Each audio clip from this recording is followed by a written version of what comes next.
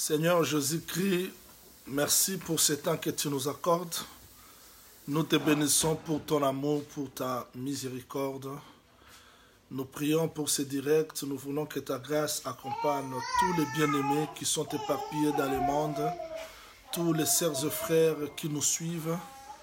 Nous voulons que le direct d'aujourd'hui soit la réponse aux questions difficiles, parce que nous étions dans ta présence durant les 3 jours et nous voulons clôturer ensemble avec les bien-aimés que le direct de ces jours, de ce soir, nous accorde la paix, la patience, le repos à toutes nos questions difficiles. Shalom, que le Seigneur soit loué parce qu'il nous a fait grâce.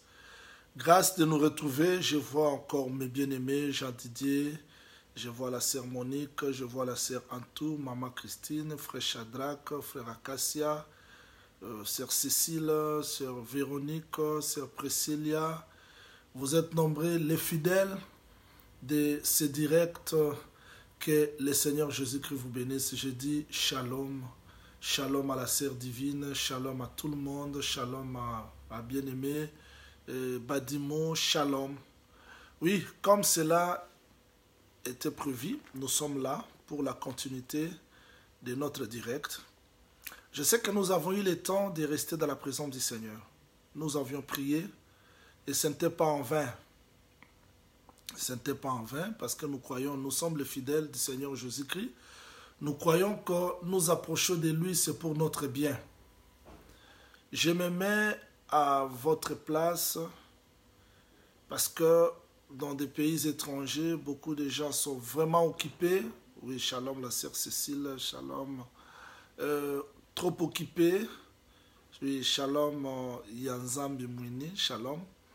Et les gens sont vraiment occupés. Raison pour laquelle de telles jeûnes et prières sont vraiment disciplines. Oui, merci Sœur Clara Moukwa, que Dieu te bénisse. Ce sont des disciplines et nous sommes obligés à nous discipliner parce que la chair est faible. Le bien-aimé Paul dit que nous devons traiter ce corps avec beaucoup de discipline pour ne pas tomber. Shalom, Sœur Élisée. Ok. Nous continuons notre démarche de la conquête. Nous sommes dans Josué chapitre 1er. Josué chapitre 1er. Je lis à partir du 2e verset et je vais m'arrêter dans 6e. Josué chapitre 1er, verset 2, il est écrit: Moïse, mon serviteur, est mort. Maintenant, lève-toi, passe ce Jourdain, toi et tous ces peuples, pour entrer dans le pays que je donne aux enfants d'Israël. Il faut bien retenir ça. J'attire votre attention sur le pays que je donne. Sur le pays que je donne aux enfants d'Israël. Tout lieu que foulera la plante de votre pied, je vous le donne, comme je l'ai dit à Moïse. Vous aurez pour territoire depuis le désert et le Liban, jusqu'au grand fleuve, le fleuve de l'Euphrate, tout le pays des Étiens, jusqu'à la grande mer, vers le soleil couchant. Nul ne tiendra devant toi tant que tu vivras. Je serai avec toi comme j'ai été avec Moïse. Je ne te délaisserai point, je ne t'abandonnerai point. Verset 6. Fortifie-toi et prends courage, car c'est toi qui mettras ces peuples en possession du pays que je jurai à leur père de leur donner. Je vais attirer l'attention de tous les bien-aimés. Dans le verset 2, Dieu dit: lève-toi, passe ce Jourdain, toi et tous ces peuples, pour entrer dans le pays que je donne. Dans le pays, c'était don. Cana, c'était don que Dieu a fait aux enfants d'Israël. Mais dans le verset 6, il dit: fortifie-toi et prends courage. Qu'est-ce que fortifie-toi est venu faire ici? Parce que Cana, c'était don. Lève-toi, passe ce Jourdain, toi et tous ces peuples, pour entrer dans les pays que je donne. Cana, c'était don. Mais d'où vient fortifie-toi? Il dit, fortifie-toi et prends courage, car c'est toi qui mettras ces peuples en possession du pays. Très important. Il y a le don, il y a aussi la possession. Cana, c'était le don que Dieu a fait aux enfants d'Israël. Mais on ne doit pas s'arrêter seulement à cet don, on doit aussi posséder. Voilà pourquoi la mission de l'Église, c'est la conquête. Et nous sommes dans la conquête. Je bénis le Seigneur pour ces 3 jours que nous avons passés dans sa présence. Et mon souhait, je sais que Dieu accomplira cela parce qu'il accomplit les paroles de ses serviteurs, parce que ce ne sont pas leurs propres paroles, mais c'est sa parole en est. Je veux que Dieu fasse de grandes choses à travers ces 3 jours de la marche que nous avons fait ensemble. Mais comment le Seigneur dit, fortifie-toi, c'était déjà un don. Qu'est-ce que Josué devait encore avoir avec la fortification? Fortifie-toi, prends courage. Le courage vient faire quoi ici? C'est toi qui mettras ces pays en possession. Je comprends que là, il y a 2 choses. Cana, c'était don, mais on doit les posséder. Je dois rappeler à toutes les sœurs, tous les frères qui me suivent, à tous les bien-aimés, que quand Christ est mort à la croix de Golgotha, nous avons tout reçu par grâce. La vie, bénédiction matérielle, tout par grâce. Mais la deuxième étape, le Seigneur nous recommande ce que nous avons reçu par grâce, comme c'était don, mais il nous recommande de nous fortifier, de prendre courage pour entrer en possession. Là, il y a 2 choses. Il y a les dons, il y a aussi prendre possession de ces dons. C'est-à-dire quoi? Nous avons tout reçu par la grâce, par la foi. Mais nous devons nous lever pour prendre possession, donc pour posséder. Voilà là où je vais parler et j'insiste sur la conquête. C'est-à-dire, quand nous nous arrêtons seulement sur les dons, il n'y a plus la condamnation pour ceux qui sont à Jésus-Christ. Oui, il n'y a plus la condamnation. Mais frère Paul dit à Timothée, fortifie-toi dans la grâce. C'est-à-dire, bien que nous avons tout reçu par la grâce, mais pour entrer en possession, ça demande la fortification, ça demande la persévérance. Raison pour laquelle vous allez voir le Seigneur Jésus-Christ, quand il était sur la terre, il a dit ceci aux apôtres, je suis avec vous jusqu'à la fin. Le Saint-Esprit, c'est la parole que je vous donne. Il a soufflé sur eux, recevez le Saint-Esprit. Mais quand le Seigneur est allé, quand le Seigneur monta au ciel, remarquez l'attitude des apôtres. Dans Actes chapitre 1er, ils persévèrent. Donc, ils ont attendu cette promesse-là dans la persévérance de la prière. Quand Dieu promet quelque chose, quelle attitude devons-nous avoir pour posséder? C'est ce que nous ignorons parce que les apôtres devaient persévérer dans la prière, rester dans la présence du Seigneur. Tout à coup, il y a eu le bruit, le Saint-Esprit est descendu. Ils n'ont pas dit que bon, Christ nous a tout donné par la grâce, il y a les dons de Dieu, restons les mains croisées pour attendre. Non, non, ils ont persévéré. Voilà l'importance de notre direct. C'est pour rappeler aux gens qui ont la promesse. Nous avons la promesse, oui, mais tout ne s'arrête pas là. Nous devons nous lever pour conquérir, pour posséder. Le Seigneur Jésus-Christ, tout était à lui parce que c'est lui le propriétaire du ciel et de la terre. Mais quand il est venu sur la terre, il devait parcourir, marcher pour posséder les gens qui étaient sous l'empire du diable. Tout pouvoir m'a été donné par mon Père. Mais il a marché pour posséder les gens-là. C'est-à-dire, il y a deux étapes. La première étape, nous recevons tout par la grâce, les dons. Mais deuxième étape, nous devons persévérer jusqu'à entrer dans la promesse de ce que Dieu nous a donné. Voilà la mission de l'Église. L'Église a tout réussi. Mais il faut s'élever, il faut persévérer avec foi, avec détermination pour entrer dans la promesse que Dieu nous a faite. Ça, c'est la première leçon que nous tirons sur la conquête. Nous ne possédons pas nous-mêmes, mais nous croyons qu'un homme nous a tout donné. Deuxième leçon. Dieu montre à Josué le territoire. Il met les frontières. Il dit, vous aurez pour territoire depuis le désert de Liban jusqu'au grand fleuve. Le fleuve de l'Euphrate, tout le pays des Étiens, jusqu'à la grande mer vers le soleil couchant. Vous n'allez pas conquérir partout. Vous n'allez pas posséder partout. Il faut avoir la connaissance du lieu. Parce que dans chaque lieu, il y a des ennemis.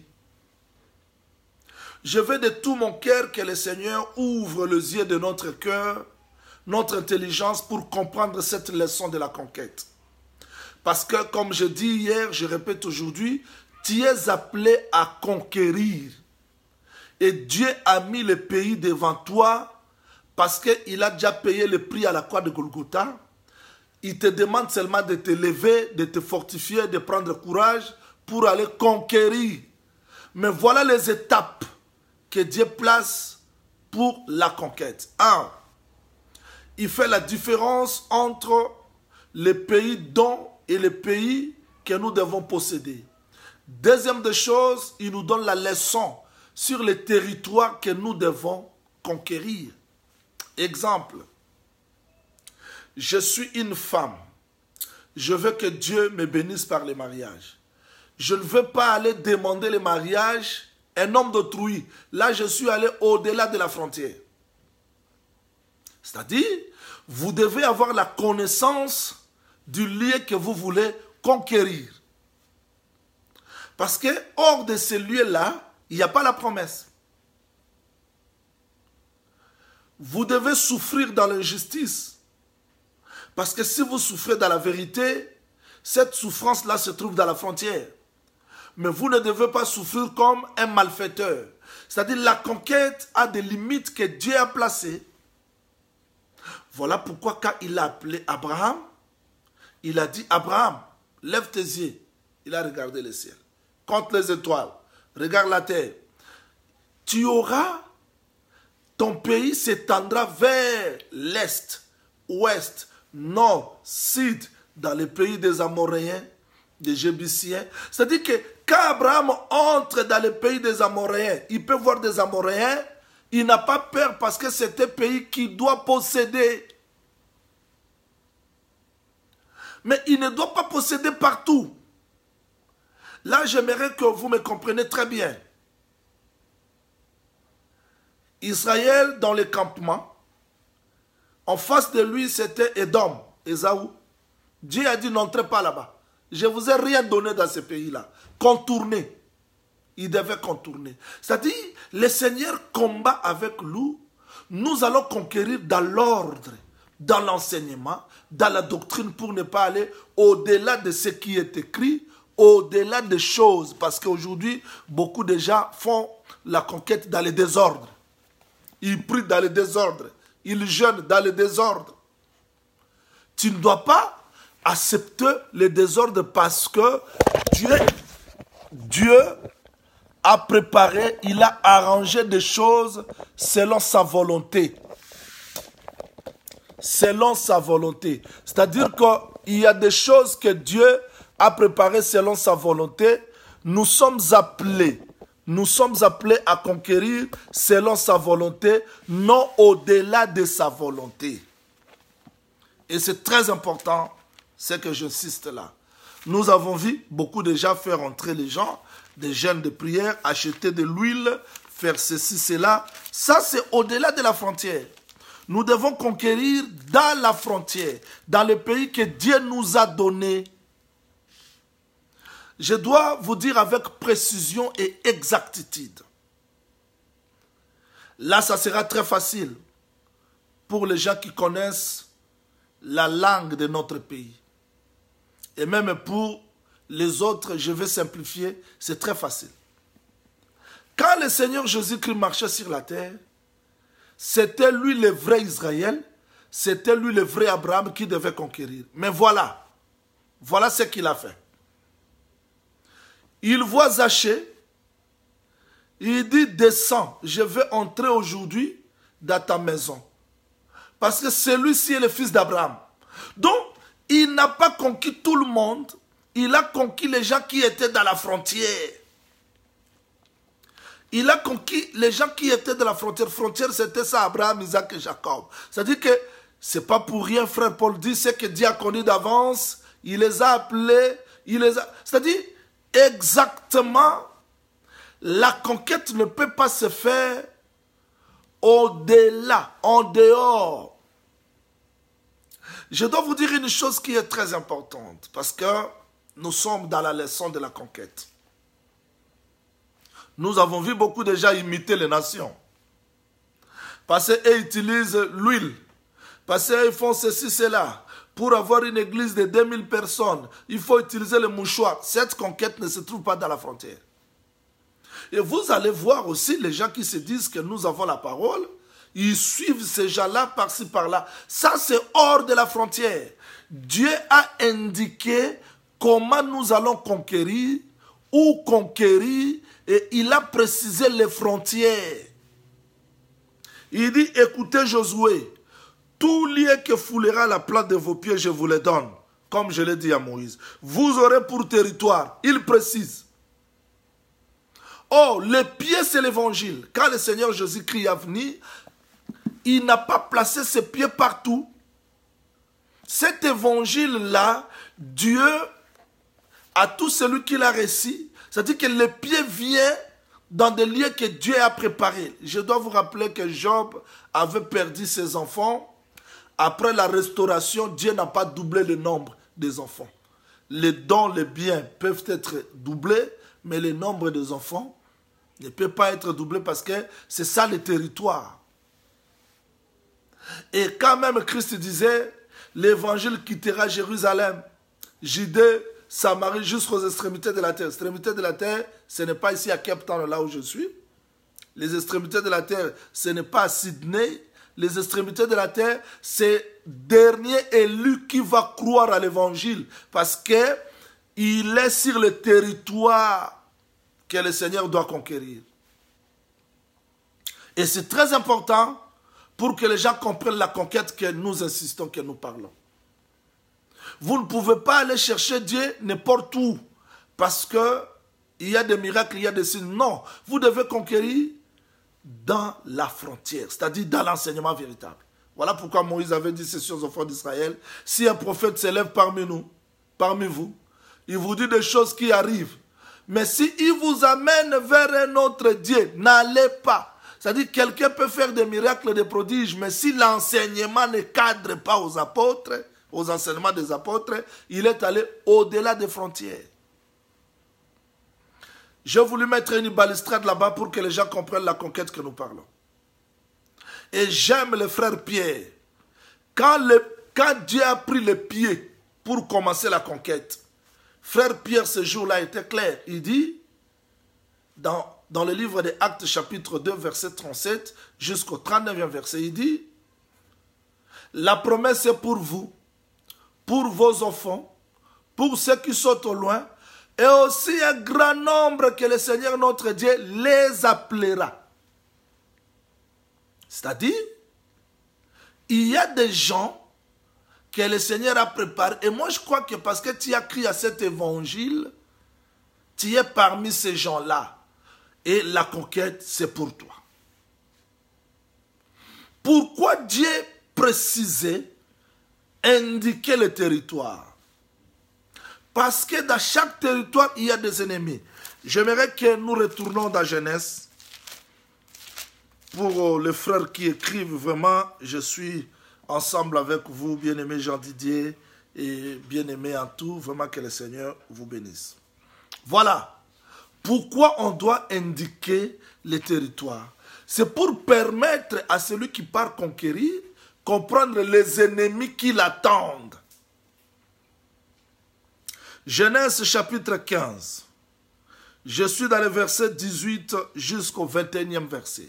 Genèse chapitre 15, verset 18 jusqu'au 21e verset. En ce jour-là, l'Éternel fit alliance avec Abraham et dit, je donne ce pays, suivez ça bien, je donne ce pays à ta postérité depuis le fleuve de l'Égypte. Voilà comment est-ce que Dieu précise. Depuis le fleuve de l'Égypte jusqu'au grand fleuve, au fleuve d'Euphrate. C'est-à-dire, si vous dépassez le fleuve de l'Égypte et au-delà du fleuve de l'Euphrate, il n'y a plus le territoire à conquérir. Là, il faudrait que les gens comprennent quand nous parlons de la conquête. C'est-à-dire, il y a des frontières, il y a des limites. Pourquoi le fleuve de l'Égypte? Parce que c'est là que la rédemption commence, la séparation avec l'Égypte. Quelqu'un qui est encore en Égypte, la conquête n'est pas pour lui, il a besoin d'être délivré. Après avoir traversé le fleuve de l'Égypte, il entre dans la vie chrétienne, la conquête commence. Pourquoi fleuve de l'Euphrate? Parce qu'Apocalypse 16 explique clairement que le fleuve de l'Euphrate met la séparation. C'est là que la bataille d'Armageddon se fera. Alors, il y a la rédemption et le jugement. C'est-à-dire, c'est là la frontière. Maintenant, Dieu explique à Abraham, depuis le fleuve d'Égypte jusqu'au grand fleuve d'Euphrate, les pays des Kéniens, des Kénésiens, des Kadomniens, des Étiens, des Phérésiens. Donc, si Abraham, sur son parcours, il rencontre le Phérisien, il n'a pas peur parce qu'il sait que les Phérésiens se retrouvent dans mon territoire de la conquête. Voici les miracles qui accompagneront ceux qui auront cru. Avant qu'il dise ça, il a commencé à aller dans le monde entier, prêcher la bonne nouvelle. Celui qui croira, voilà, celui qui croira se retrouve dans la frontière. Et parce que tu as cru, tu n'es pas hors de la frontière. Je vais t'exhorter, te dire que parce que tu as cru, tu n'es pas hors de la frontière. Tu es dans la frontière. Allez prêcher la bonne nouvelle dans le monde entier. Celui qui croira et qui sera baptisé sera sauvé. Celui qui ne croira pas sera condamné. Vous voyez, il est sorti hors de la frontière. Voici les miracles qui accompagneront. Pourquoi les miracles doivent accompagner? Parce que ceux qui ont cru à l'évangile ont besoin d'être rachetés. Voilà ce que Dieu dit. Il dit, les pays des Kéniens, des Kénésiens, des Étiens, des Phérésiens. C'est-à-dire, si nous trouvons des Phérésiens dans notre territoire, nous devons les conquérir, les vaincre parce qu'ils se retrouvent dans notre territoire. Et c'est très important. Ils imposeront les mains aux malades seront guéris. Parce que la maladie se retrouve là. Nous allons les chasser. Les démons, nous allons les chasser. Mais nous n'allons pas consumer les démons par le feu. Ça, c'est au-delà des frontières parce que Élie, même quand les gens disent qu'Élie a invoqué le feu, vérifiez bien le texte. Élie a seulement dit que le Dieu qui répondra par le feu, ça sera le vrai Dieu. Il n'a pas dit feu, feu, fire, fire. Non, non, il n'a pas dit ça. Et ce jour-là, Élie a compris que le feu ne peut descendre que sur l'offrande, alors que le prophète de Baal était déjà là. Mais il n'a pas invoqué le feu sur le prophète de Baal. Le prophète de Baal devait être exécuté par le couteau, la parole, mais le feu a consumé l'offrande. C'est très important. Il faut bien suivre. Ça, c'est l'ordre prophétique. C'est-à-dire que le feu consume l'offrande et le couteau égorge le prophète de Baal. C'est-à-dire aujourd'hui, nous croyons qu'il y a eu une offrande à la croix de Golgotha qui a été consumée par le feu. Le feu, c'est le jugement de Dieu qui est tombé sur cette offrande-là. Et maintenant, l'évangile doit égorger tous les prophètes de Baal.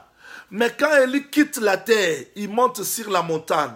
Quand on a envoyé les gens pour l'arrêter, le feu est descendu. Vous voyez? Il avait le feu, mais il a retenu ça.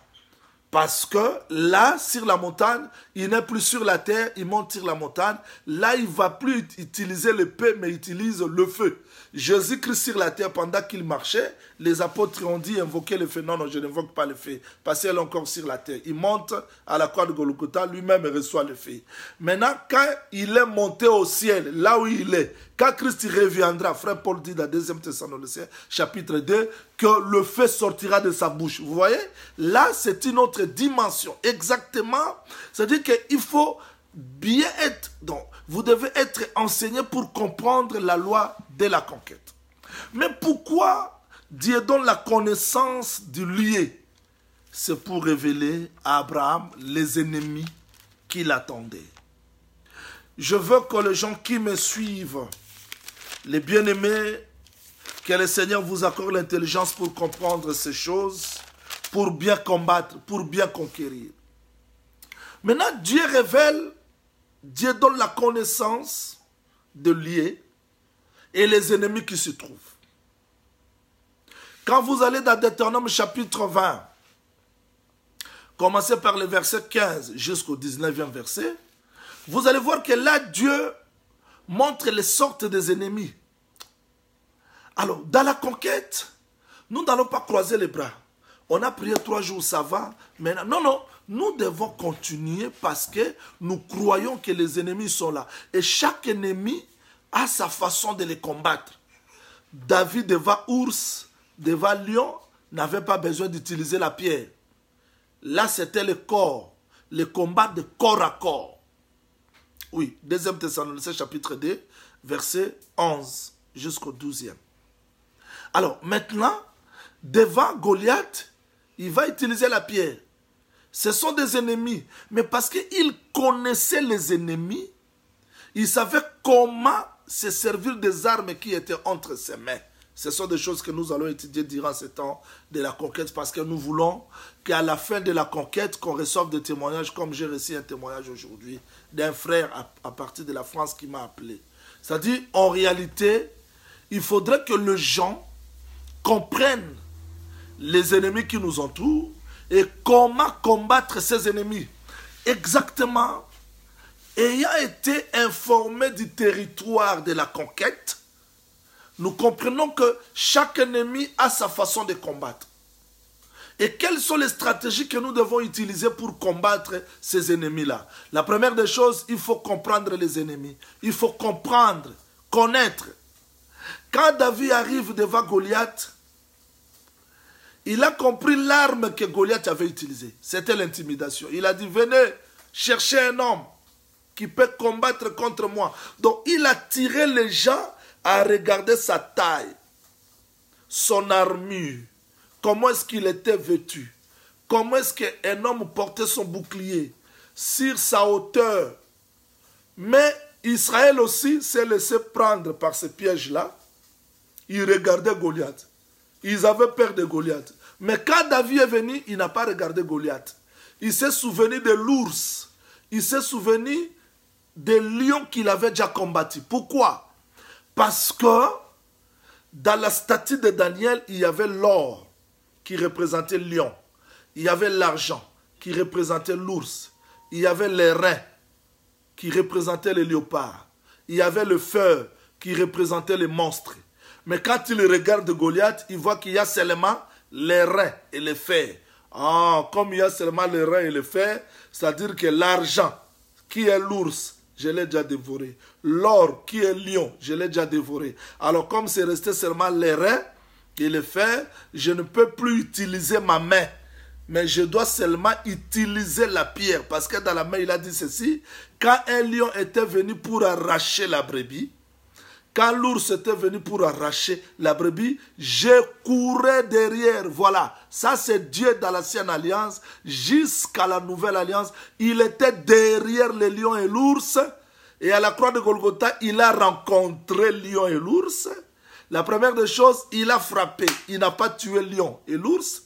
Il a frappé. Passé à la croix de Golgotha, il a effacé l'acte et les ordonnances qui nous condamnaient. Il nous a arrachés entre les mains des lions et de l'ours, mais à la bataille d'Armageddon, il reviendra comme la pierre qui s'est détachée sans le secours d'aucune main pour frapper maintenant les reins et les fers.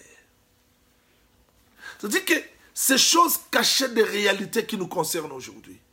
Raison pour laquelle nous insistons sur la connaissance du terrain. Connaissance, les versets que le bien-aimé Jean Didier vient d'écrire tout à l'heure et bien-aimé en tout, vous allez comprendre que avant d'aller combattre contre des ennemis, il faut être enseigné sur quelle sorte des ennemis qui sont tout autour de nous. Et dans les versets là, vous allez voir qu'il y avait des ennemis proches, il y avait aussi des ennemis lointains. On ne peut pas réussir les ennemis lointains si on est assujetti par les ennemis proches. Et c'est très important.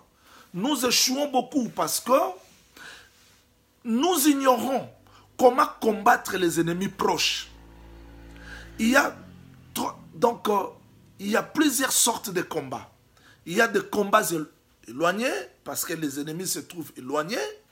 Il y a aussi les combats proches parce que les ennemis sont là-bas. Maintenant, comment les combattre? Parce qu'on ne peut pas conquérir si vous êtes assujetti par les ennemis. Vérifiez bien ce texte. Vous allez voir comment est-ce que Dieu amène Josué à combattre. Fortifie-toi, prends courage, n'aie pas peur. Ah bon? C'est-à-dire que la peur, c'est aussi l'ennemi. Le doute, c'est aussi l'ennemi. Mais cet ennemi-là n'est pas loin. C'est un ennemi proche. On ne peut pas aller conquérir et vaincre parce que quand Goliath a parlé, tout Israël était terrifié par la peur, le doute. Mais parce que vous êtes incapable de vaincre les ennemis proches, vous ne pouvez pas vaincre les ennemis éloignés. La peur, c'est l'ennemi. Le doute, c'est l'ennemi.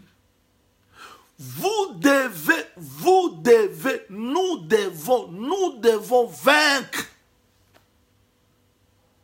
les ennemis proches qui nous entourent avant d'avoir la victoire sur les ennemis éloignés. Voilà pourquoi vous allez voir que dans ce livre-là que j'ai donné de Deutéronome, chapitre 20, verset 15, Dieu dit, il ne faut pas faire l'alliance avec les ennemis proches. Les ennemis proches, c'est le désir de la chair.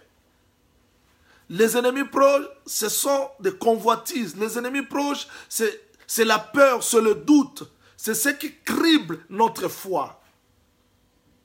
Oui, si nous nous lèvons pour conquérir, il faudrait que nous soyons bien sécurisés. Voilà pourquoi Frère Paul parle des armures spirituelles.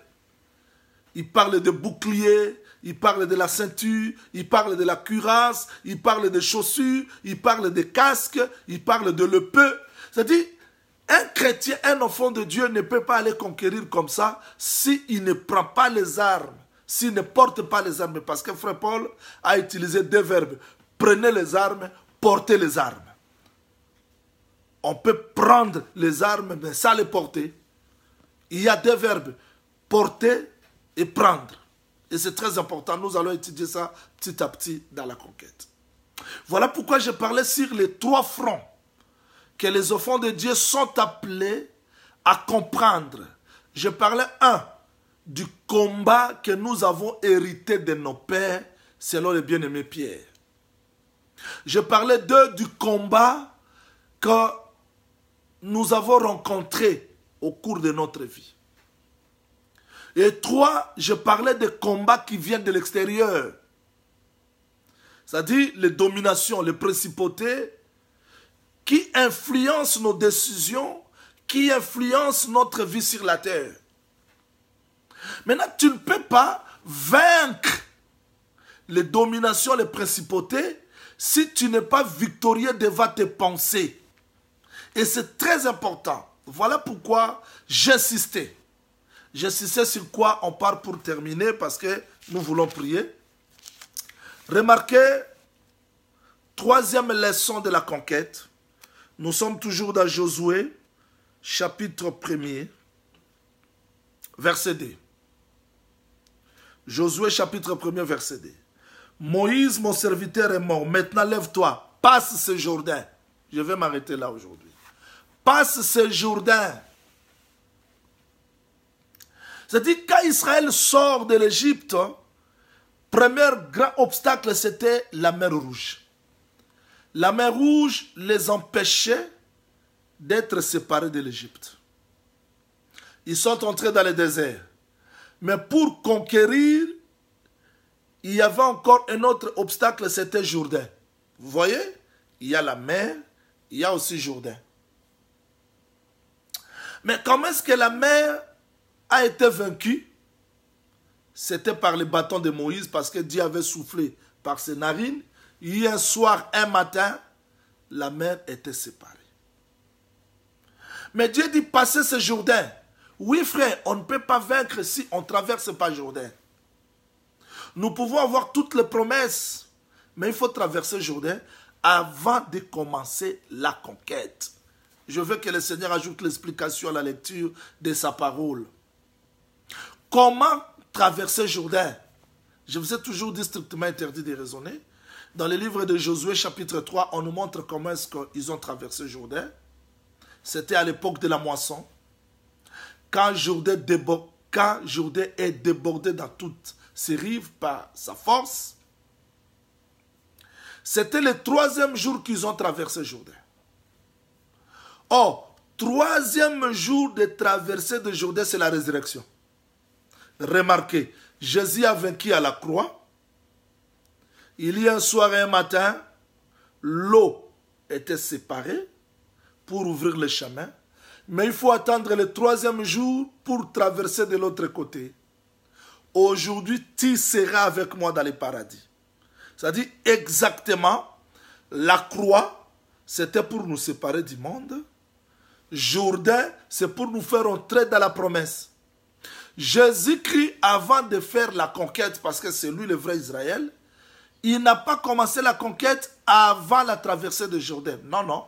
Mais après sa résurrection, c'est alors qu'il a commencé à marcher Jérusalem, Judée, Samarie, jusqu'aux extrémités de la terre. Nous aussi, si les gens ne meurent pas, ne ressuscitent pas, la conquête sera très difficile. Voilà pourquoi j'insistais sur la confession sincère. Pour nous, la mort et la résurrection, nous devons prendre ce corps ici, expérimenter la résurrection de Christ dans nos vies. C'est alors que la conquête nous sera très facile.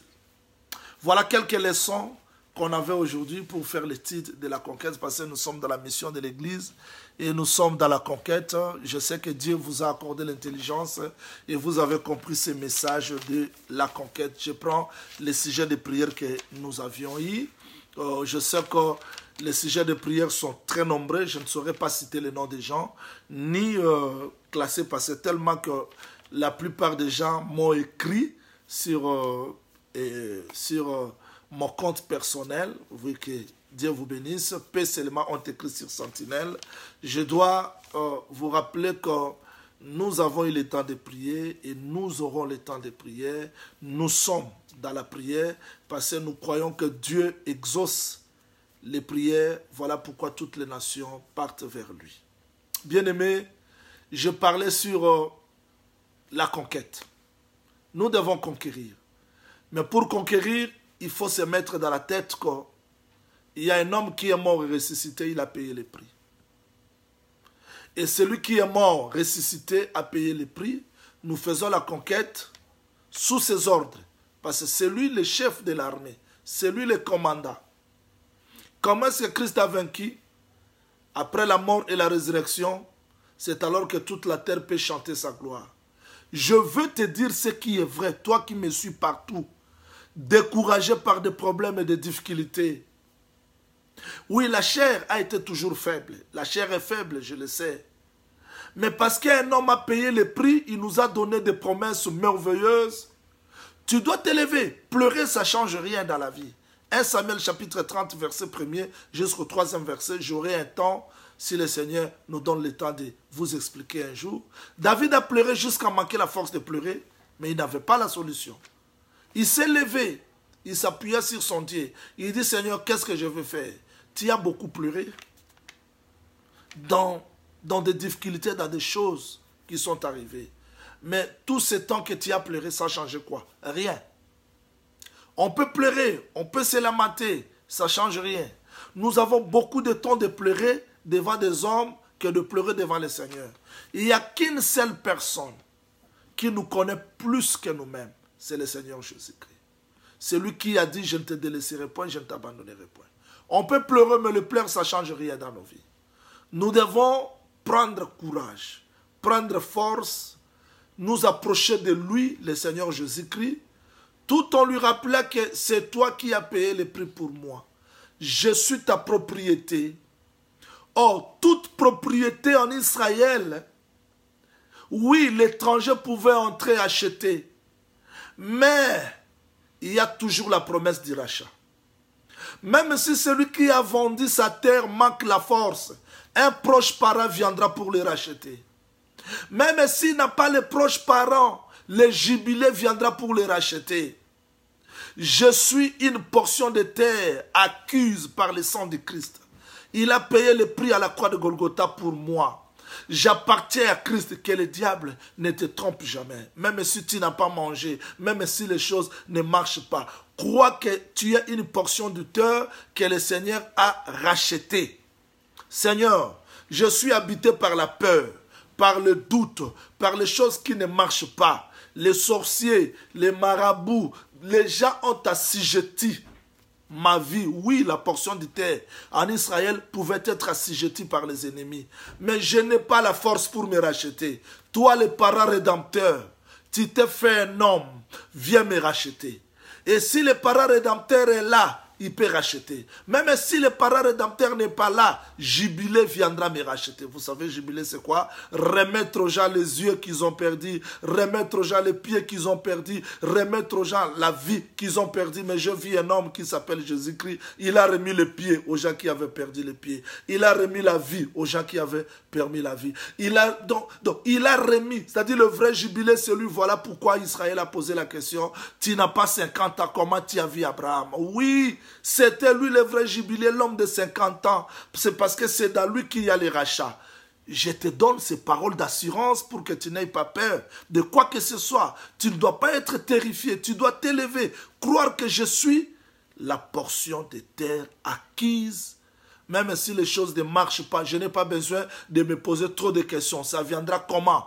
Joseph dans la prison, il est allé les racheter. Mais toi, tu es libre. Bien que prisonnier, il viendra te racheter. Je n'ai pas besoin de me poser des questions. Là, il y a de fausses lions, mais j'ai un Dieu qui est vivant, qui est capable de tout racheter, de tout répondre dans ma vie. Je vous donne ces paroles d'espérance. Même dans les dernières minutes de votre vie sur la terre, ne rejette jamais l'espérance. Crois que le Dieu que tu as reçu, c'est le vrai Dieu. Il est capable de tout changer dans ta vie. Même si les choses tardent, il se lèvera le dernier et il te donnera les paroles d'adoration. Nous voulons prier. Ça, c'était des paroles de force pour que vous ne vous sentez pas seul. Croire que Dieu est à vos côtés parce qu'il a estimé sa vie à ta vie. Comment un Dieu tout-puissant pouvait prendre sa vie, estimer ma vie à sa vie? Pourquoi? Parce que j'ai de la valeur. Tu as de la valeur. Tu as de la valeur devant le Seigneur parce qu'il n'a pas donné l'offrande de quoi que ce soit, mais il s'est donné pour toi. Nous voulons prier. J'ai regroupé les sujets de prière parce qu'il n'y a pas moyen. Je ne cite pas les noms pour le respect des gens. Nous allons prier pour un frère qui a connu l'accident. Il est aux États-Unis d'Amérique. Que le Seigneur fortifie ce frère-là. Il est sous le lit d'hôpital. Que le Seigneur fortifie ses frères.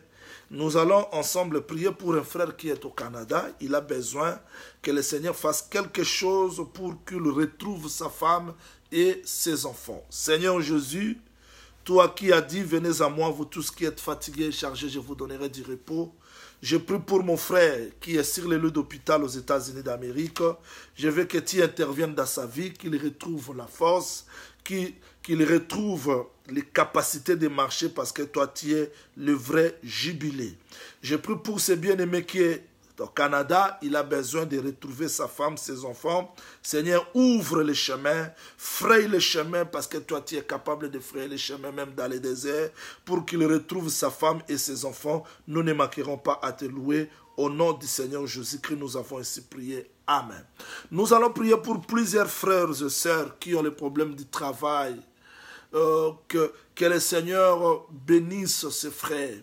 Que le Seigneur ouvre les portes du ciel. Que le Seigneur fasse que ce bien-aimé retrouve le moyen de vivre le travail là où ils sont. Et nous allons aussi associer ce sujet pour les frères qui ont des problèmes administratifs, c'est-à-dire des problèmes de papier, là où ils sont incapables de bien travailler, que le Seigneur fasse quelque chose au nom du Seigneur Jésus-Christ. Mon Dieu, mon roi, tu connais le nombre de sœurs ou frères qui ont des problèmes de papier, là où ils sont. Seigneur, moi je crois que tu es capable de tout faire, au-delà de ce que nous pensons, au-delà de ce que nous voyons. Je me souviens de Mardochée qui avait dit à Esther, si tu restes calme, notre secours viendra quelque part. Oui, Mardochée savait que tu es le secours qui ne manque jamais au temps de la détresse. Seigneur, lève-toi pour ces bien-aimés. Et quand Mardochée a commencé à prier, le roi n'a pas passé nuit là où il était. Il s'est souvenu des bienfaits. Aujourd'hui, quel bienfait que tu peux te souvenir de ses frères si ce n'est que les bienfaits de l'œuvre de la croix de Golgotha.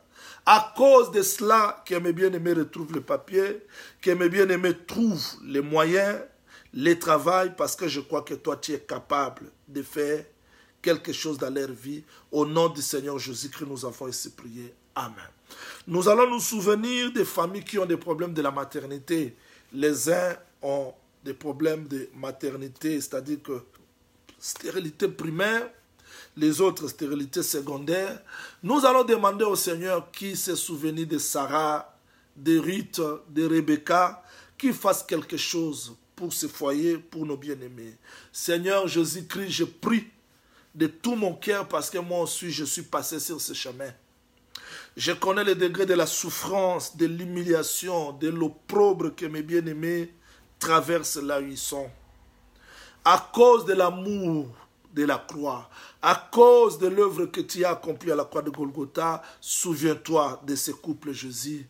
Accorde les enfants, Seigneur Jésus, que je sais que tu es capable d'accorder les enfants. Je sais que tu es capable. Je chasse toute puissance de l'ennemi qui ravit la sémence, qui met le trouble hormonal, qui sème tout pour que ce sort ne conçoive pas. Même ceux qui conçoivent, Seigneur Dieu de toute gloire, et qui avortent, il est écrit dans ta parole, dans toi, vrai Israël, nous n'allons pas connaître l'avortement ni la stérilité. Souviens-toi que tes yeux miséricordieux, Père, soient sur ces bien-aimés. Si aujourd'hui peut-il y avoir une famille sur la terre que tu peux regarder dans tes yeux miséricordieux pour qu'elle trouve grâce, souviens-toi de ma soeur et mon frère, à qui nous avons prié et nous prions ensemble, Seigneur, qu'ils soient ces gens-là qui trouvent grâce à tes yeux, non parce qu'ils les méritent, mais à cause de l'œuvre de la croix de Golgotha. Oui, parce que tu as payé le prix, ils doivent le mériter parce qu'ils ont crié à ta parole. Ils se retrouvent dans le territoire que tu as acquis par ton propre sang. Jésus-Christ, fais-nous grâce. Nous voulons trouver grâce à tes yeux, Seigneur, de témoigner parce que tu es au-delà de la connaissance des médecins. Fais cela pour la gloire de ton Seigneur. Au nom du Seigneur Jésus-Christ, nous avons ainsi prié. Amen. Nous allons prier encore pour les bien-aimés qui sont malades. Il y a même une sœur qui a un problème, c'est-à-dire que sa sœur souffre de cancer. Vraiment, Dieu, le Seigneur Jésus-Christ, qui a eu pitié des gens. Il y a eu des milliers de personnes qui ont trouvé grâce. Mais nous voulons que le Seigneur fasse encore trouver grâce la sœur de notre bien-aimé. Que Dieu fasse encore trouver grâce les bien-aimés qui souffrent dans des maladies. Au nom du Seigneur Jésus-Christ, prions le Seigneur.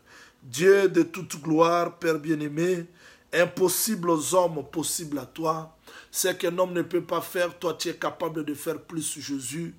Je prie pour ces bien-aimés qu'ils trouvent grâce à tes yeux. Jésus-Christ, qu'il trouve grâce à tes yeux, qu'il trouve grâce à tes yeux, qu'il trouve grâce à tes yeux, qu'il trouve grâce à tes yeux. Je ne sais pas quelle sorte de maladie qu'ils ont. Je n'ai pas même droit le temps de les citer parce que moi je connais un seul nom qui était donné pour que nous soyons sauvés, c'est Jésus-Christ. Tu es au-dessus des cancers, tu es au-dessus de n'importe quelle maladie, Jésus-Christ. Fais-nous trouver grâce. Exauce notre prière, que ces bien-aimés retrouvent la santé au nom du Seigneur Jésus-Christ. Je chasse tous ceux qui ne te confessent pas, tout ce qui peut venir les troubler d'une manière ou d'une autre, la visitation de l'ennemi, tout ce que le diable avait préparé dans le monde du ténèbre, l'esprit des morts qui vient les combattre d'une manière ou d'une autre, que tout cela soit chassé au nom du Seigneur Jésus-Christ. Je sais que tu es capable de faire au-delà de nos pensées. Fais cela pour la gloire de ton Seigneur, au nom du Seigneur Jésus-Christ.